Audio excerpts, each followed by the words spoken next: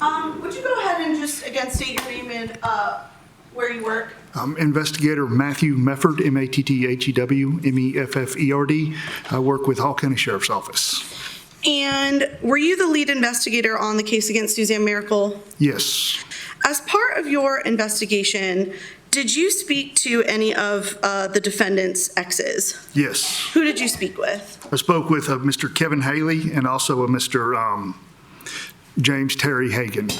So I want to start with Mr. Kevin Haley first. When was your understanding of when the defendant and Mr. Haley were married? 2010-ish to 2018-ish. 2010 to 2018? Yes. And did Mr. Haley talk to you at all about his marriage with the defendant? Yes. What did he say? Ultimately, he said there was a few times where she was aggressive, but he highlighted one incident where they went to dinner one night.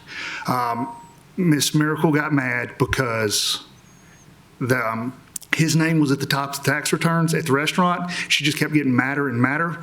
And I believe he said that who was it, McLean and Mary Madden were with them. They get home and the kids go in the house. He stayed in the car. She came around and hit him with a closed fist. Was that the first time that the defendant had struck Mr. Haley? With a closed hand. But, what about other times? He indicated there were other times where she would slap him with an open hand.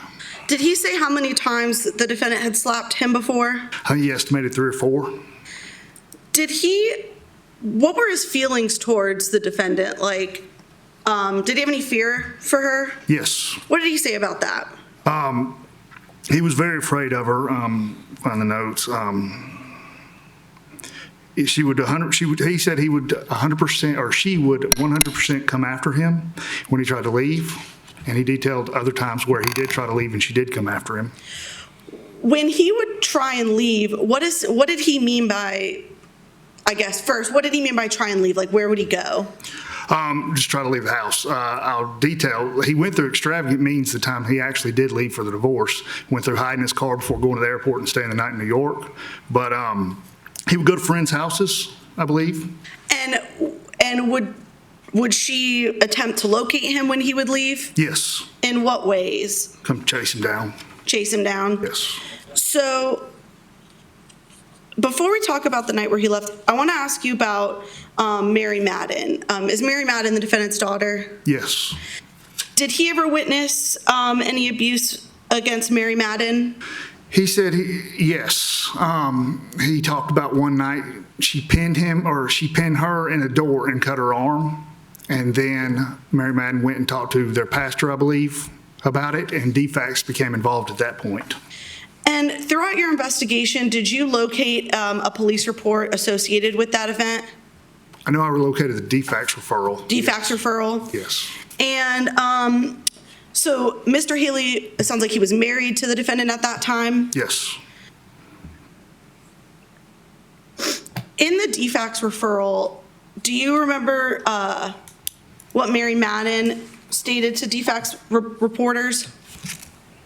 I do not remember off the top of my head. I have not reviewed the referral since the... Would it help to see that report to help refresh your recollection? Yes, please.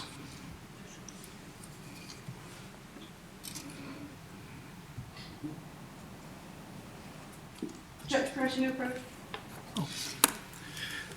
I'm sorry. Let me know when you're ready.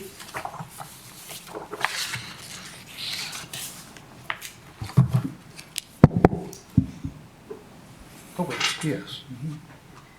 And did Mary Madden speak to DFACS workers? I believe so. And what did she say about what the defendant did to her? She was very mean to her. She pushed her against the wall and caused a scratch on her arm, was the brief, yes. And as a result of DFACS reporting for this incident, was Mr. Haley involved with that DFACS investigation? Yes. And tell me about what he said about his involvement with that DFACS investigation. DFACS would come to the house weekly for about a month, and prior to him coming, she would coach him, tell him what to say, stuff like that.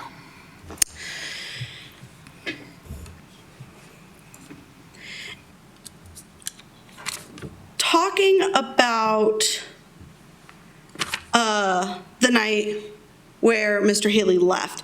Was that the night that you were testifying about where they were at the restaurant?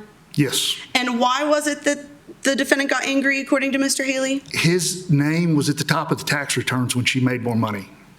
And so she was just upset that his name was on the top, even though she made more money? Yes. And so what happens after they get in this verbal argument at the restaurant? They leave she kept getting madder and madder, he said, and they left the restaurant. And when they got home, the kids went inside, and she came around. He remained in the car, and she hit him with a closed fist. And what did he do after that? He left and never saw her again. So I meant immediately, did he get out of the car? Did he just turn around and leave? I believe he left. He left his stuff, or I believe. Can't recall. I can look at my notes. And if you need a second to look through your notes, Please. To help refresh your recollection.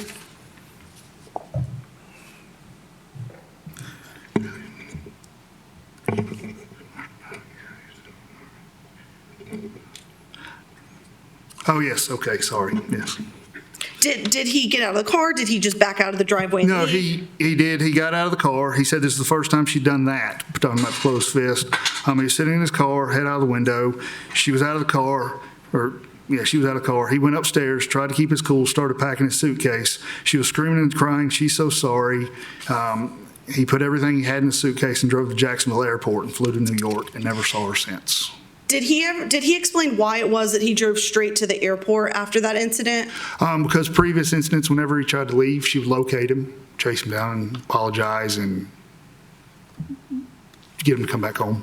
So where did he go after driving to the airport? He flew to New York. And were they still married at this point of this incident? Yes. And then is it your understanding afterwards is when they got the divorce? Yes. And I think your testimony was that Mr. Haley never saw her again after that? That is correct. Did he explain why he never saw her? He just never wanted to see her. He even commented that he was sweating thinking about it right then. I don't recall exactly, but we did talk about it. But did he have any opinions in regard to the defendant's temper? Yes. Let's see.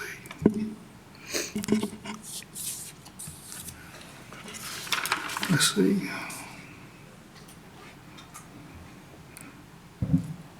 She did say that she thrived on confrontation, whether it be with him or her employees. She had a temper, and she loses it very easily.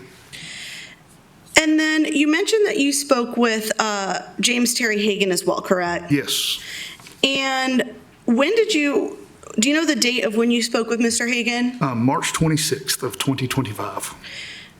So at this point, had any details of the murder been disclosed at this point in time when you spoke to Mr. Hagen? No.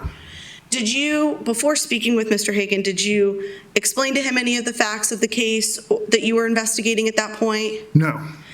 Did Mr. Hagen talk with you about his relationship with the defendant? Yes, he just insisted his attorney be present. And was his attorney present? Yes. And what did he say about the defendant? They were off and on for about a year. They dated for 6 to 8 months, between 23 and 24. And stated that Suzanne's demeanor during arguments depended on her medication, alcohol consumption. He stated that if she took those things, you would see a different side of Suzanne, and that her drink of choice was vodka. Did he ever mention was the defendant ever physically abusive to him? He outlined two occasions. And what was the first occasion that he outlined for you? I believe it was the Birmingham. And did Mr. Hagen ever talk about trying to leave the defendant? Yes. What would he say about that? That was one of her triggers. That I'm out of here, you're crazy, and that would kind of set her off. She'd become combative and abusive. And so what did he say about the Birmingham incident? He said he was defending himself. He was trying to pack his bags and leave, and she was jumping on him. And then her injuries came of him slinging her off. And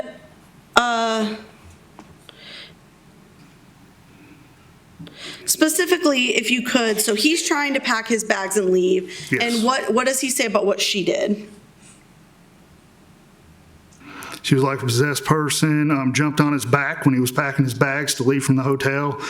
She started wailing away because he was leaving, and he had to sling her off of him. She came at him over and over, and he had to defend himself. And after that incident, do you know if they remained together, if they continued to date? That was Labor Day of 23. He did talk about after that, she sold her house and bought a condo, 2 condos away from his, but I believe they were broke up when she bought that condo. So what's your understanding of who lived in that condo complex first? Mr. Hagen. So Mr. Hagen lives there. Defendant, what does he say about what the defendant did? She bought a condo, 2 condos away from his, so she could keep an eye on him. And were there any incidents that occurred after that in the condo complex? Yes. What did he say about any incidents in the condo complex? In June of 24, he said he was at his condo in bed watching the news. Suzanne started texting him and came to his condo. Mr. Hagen stated she entered his condo. There was a confrontation at the door. Mr. Hagen said he removed himself from her, locked himself in his bedroom, and Suzanne started throwing things and went irate. Mr. Hagen stated that she slapped him, knocked the phone out of his hand, knocked his eyeglasses off, and became aggressive. Mr. Hagen stated that he grabbed her wrist, she fell onto the floor and started kicking him. He grabbed her ankles, and he was finally able to drag her out of the door. And so is it your understanding this is the condo complex in St. Simons? Yes. And so Mr. Hagen stated that he had to lock himself in his bedroom door? Yes.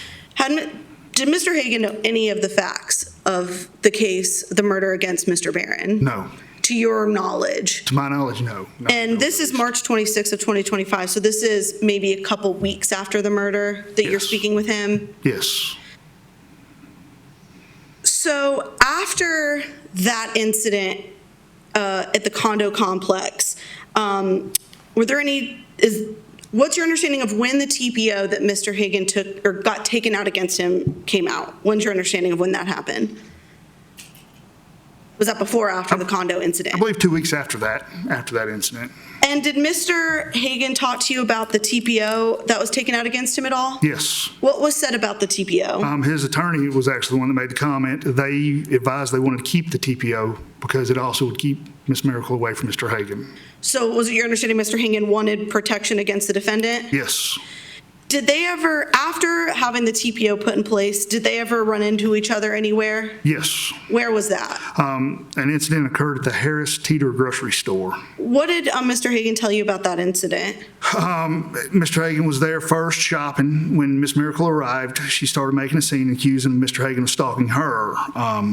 The attorney stated the security camera footage showed Ms. Mericle approached him and caused the scene. So what's your understanding of who was at the Harris Teeter first? Mr. Hagen. And what's your understanding of who approached who in that Harris Teeter? They alleged that according to the video security incidents, because the police were investigating, she approached him. And were there any criminal charges or anything taken out by anybody because of that Harris Teeter incident? None that I know of. All right, I don't have any other questions. Thank you.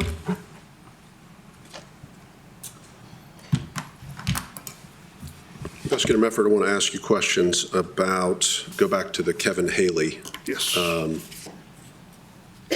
person, or I guess topic that you discussed, okay? Yes. Did you attempt to interview anyone other than Mr. Haley about their relationship? About Mr. Haley's relationship? About Mr. Haley's relationship and Ms. Mericle's? No. Did you speak to Ms. Mericle's children who were allegedly present for this prior incident? I didn't think they would speak to me. Okay. You didn't think it'd be important to talk to the people who were present for the... I would have loved to, but being the arresting person that arrested their mom, I don't think they would have spoke to me. Okay. That was a choice that you made, though? Yes. Okay. And so we're stuck with, as far as you're concerned, Mr. Haley's version? Yes. Did you ask Mr. Haley about his insistence that Ms. Mericle get a breast implant? I did not know about it because she did not speak about it in my interview with her. Did he tell you, or did you ask him anything about him trying to bring a third woman into their marital relationship? No? I want to ask you about Mr. Hagen, okay? Yes. The first thing that you said, I think, was that when you talked to Mr. Hagen, he insisted that his attorney be present. Yes. He didn't want to talk to you alone. He didn't know what she was capable of, I believe. So yes, no, he wanted his attorney present. He didn't know what she was capable of, so he needed his attorney in That your was interview? iterated throughout, but yes. Okay. His attorney in the interview was going to make sure that she wasn't capable of something. Just for his safety, I guess. Okay. So him and his lawyer came and sit down with you? No, it was a telephone interview. Telephone. Have you ever seen Mr. Hagen face to face? No. Okay.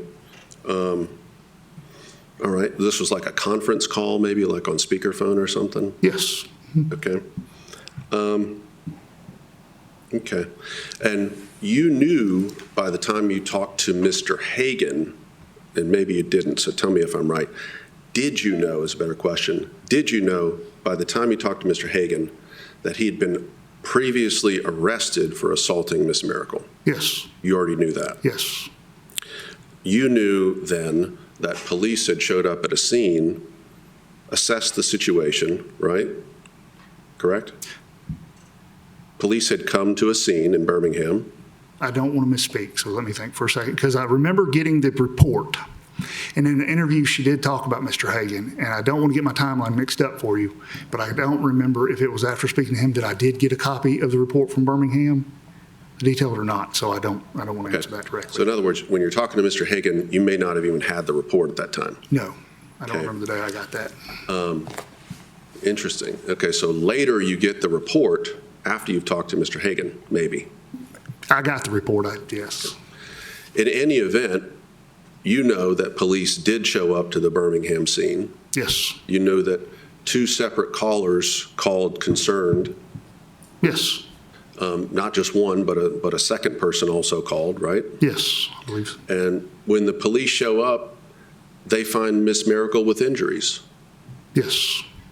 And the police make the determination that Mr. Hagen has assaulted Miss Mericle. Yes, that he was arrested that night, I believe. Right, and charged with an offense against Miss Mericle. I believe so. But according to Mr. Hagen, he was just defending himself, Yes. okay? And you were willing to go with what his version was. I find from investigating these things, they're somewhere in the middle, but yes. Okay, fair enough. Okay. Thank you. No further questions, Your Honor. Thank you for your